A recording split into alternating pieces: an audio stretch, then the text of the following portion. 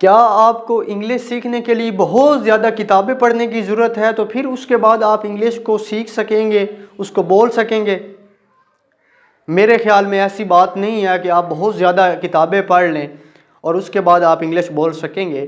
कुछ टेक्निक्स हैं, कुछ टिप्स हैं, कुछ ट्रिक्स हैं, कुछ पॉइंट्स हैं, कुछ सेशंस हैं, कुछ मॉड्यूल्स हैं इंग्लिश के अंदर जिनको आपने कवर अप करना होता है, अपनी स्किल्स को इम्प्रूव करना होता है।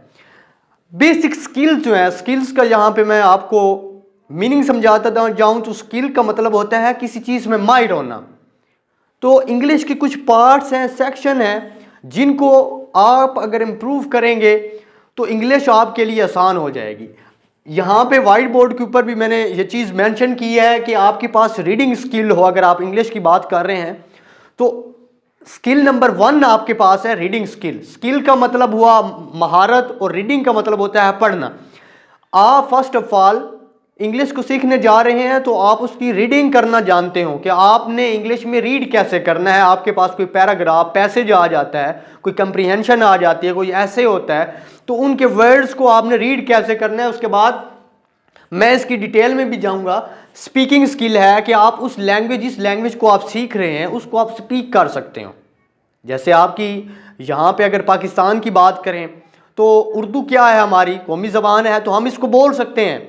इसी तरह वो जो आप इंग्लिश की तरफ जा रहे हैं तो वो भी आपको बोलनी भी आए अगर आप ज़बान को थॉरली सीखना चाहते हैं। लिसनिंग स्किल है कि जो आपके सामने बोला जा रहा हो, यानी कोई भी नेटिव्स, कोई भी स्पीकर आपके सामने इंग्लिश के वर्ड्स बोलता है तो आपको वो क्लियरली सुनाई दे रहे हो। इसके बाद हमारे पास है one of the only important thing, communication skill, कि आप इंग्लिश में दूसरों के साथ बात कर सकें। कोई आपसे क्वेश्चन पूछे और आप उसका आंसर दे सकें। जैसे आपसे कोई पूछता है how does your father is, how what's your father is doing. अब वो उसने आपसे क्वेश्चन पूछा है what's your father is doing. अब आपने उसको इंग्लिश में आंसर देना है my father is doing well, my father is doing his work.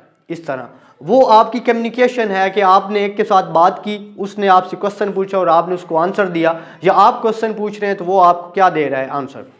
इसी तरह एक हमारे पास है बहुत ही इंपॉर्टेंट जो हर एक स्टूडेंट्स की प्रॉब्लम होती है, प्रोनाउंसिएशन स्किल। प्रोनाउंसिएशन स्किल्स के अंदर मैं अगर इस चीज़ को पॉइंट आउट करूं, चीज़ों को आप सही अदा नहीं कर सकते इंग्लिश लैंग्वेज के अंदर। किसी भी लैंग्वेज के अंदर आप जा रहे हैं, वी आर लर्निंग इंग्लिश, तो बहुत सारे जो वर्ड्स हैं हम उनको सही अदा नहीं कर सकते। For example I am taking a words CAT। अब बहुत सारे बच्चे इसको कैट कहते हैं, ये कैट नहीं है बल्कि कैट है। तो ये जो रीडिंग है, राइटिंग है, स्पीकिंग है, लिसनिंग है और इसके साथ कम्युनिकेशन है, pronunciation skill, you must have to improve their skills.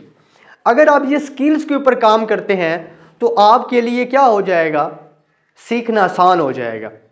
अब अगर मैं रीडिंग क्या है कि जब आप चीज़ों को पढ़ते हैं तो क्या होता है कि आप बहुत सारे वर्ड्स जो हैं, बहुत सारी डिक्शनरी के जो वर्ड्स हैं, इसमें मॉडल वर्ब्स जिसमें आपके पास आ जाते हैं, वर्ब्स की फॉर्म्स के वर्ड्स आ जाते हैं, नाउन्स आ जाते हैं, प्रोनाउंस, वो आप पिकअप करते हैं। जब आप बोलते हैं तो आपके माइंड का और ज़बान का तल्लक आपस में कनेक्ट होते हैं और जो आपके माइंड के अंदर चल रहा होता है वो आप अपनी ज़बान से अदा कर सकते हैं। लिसनिंग ये होती है कि जब आप किसी को सुनते हैं तो बहुत सारे वर्ड्स आपके माइंड के अंदर रह जाते हैं। और कम्युनिकेशन ये होती है कि जब आप बहुत सारे लोगों के साथ कम्युनिकेट करते हैं तो आपका कॉन्फिडेंस लेवल बिल्डअप होता है। और जब आप प्रोनाउंसिएशंस के ऊपर काम करते हैं तो बहुत सारे वर्ड जो हैं, जैसे अगर मैं यहाँ पे एक सेंटेंस लूँ, I don't wanna go there, I am a teacher. अब देखें यहाँ पे कंस्ट्रक्शंस भी हैं, प्रोनाउंसिएशन अदायगी भी है। मैंने आई एम अ टीचर भी कह सकता था लेकिन मैंने कहा आई एम अ टीचर। अब इससे क्या हो रहा है कि वो जो आपकी लिसनिंग है वो इम्प्रूव होगी जब आपकी प्रोनाउंसिएशन बेहतर होगी। तो बहुत सारी कम्युनिटीज़ मैच की अगर बात करें तो आप सुन तो रहे होते हैं लेकिन आपको समझ नहीं आ रही होती। उसकी वजह यह है कि आपकी लिसनिंग क्या होती है, कमज़ोर। तो ये जो लिसनिंग, स्पीकिंग, राइटिंग और रीडिंग का जो तल्लक है, यही चीज़ें हैं एक दूसरे के साथ कनेक्टेड।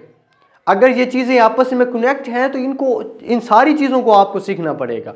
अगर आप इन सारी चीज़ों को पिकअप करते हैं, इनको वन बाय वन इम्प्रूव करते हैं, मेरे ख्याल में इंग्लिश क्या कोई भी ज़बान अगर आप सीख रहे हैं तो वो आपके लिए मुश्किल नहीं होगी। हर ज़बान के अंदर ये 4 से 5 चीज़ें होती हैं जिनको आपने अडॉप्ट करना होता है। अगर आप ये 4 से 5 चीज़ें अडॉप्ट कर लेते हैं तो आपके लिए दुनिया के अंदर कोई भी ज़बान जो है, ख़ास तौर पर इंग्लिश की अगर मैं बात करूँ तो सीखना क्या हो जाएगी, आसान हो जाएगी।